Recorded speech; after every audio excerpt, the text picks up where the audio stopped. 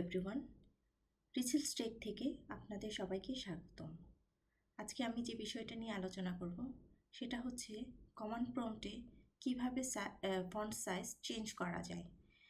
তো ফার্স্টে কমান্ড প্রম্পটে আমরা চলে যাব। কমান্ড প্রম্পট যাওয়ার জন্য আপনি উইন্ডোজ আরও চাপতে পারেন অথবা সার্চ বাটনে CMD লিখে এন্টার চাপলেই আপনার কমান্ড প্রম্পট চলে আসবে।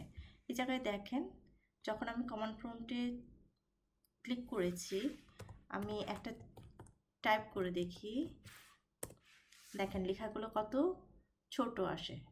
ঠিক আছে, তো আমি এটা কিভাবে বড় করতে পারি এই লেখাটা। তো এই জন্য আমার ফার্স্টে চলে যেতে হবে সার্চ বাটনে গিয়ে CMD লিখব।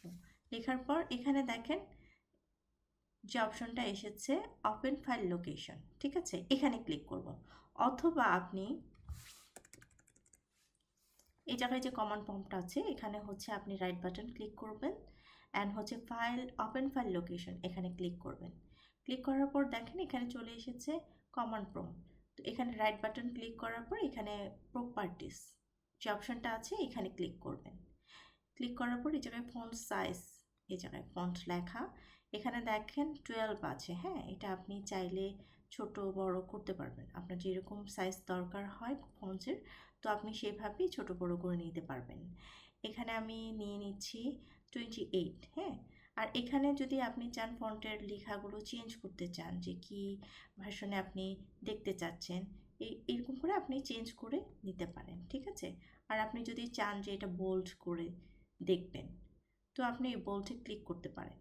তো এটা ক্লিক করতে পারেন অথবা নাও ক্লিক করতে পারেন। ঠিক আছে, আমি চাচ্ছি না বোল্ড ফন্ট ক্লিক করার জন্য। যদি চান তাহলে এখানে ক্লিক করবেন, না হলে নাই। দেন হচ্ছে ওকে, এই অপশনটা ক্লিক করবেন। ক্লিক করার পর দেখেন ফন্ট কিন্তু চেঞ্জ হয়ে গেছে।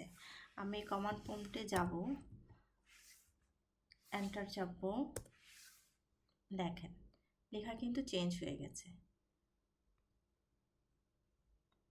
এখন আপনি আপনার মতো এখানে যা কোড করতে চান করতে পারেন।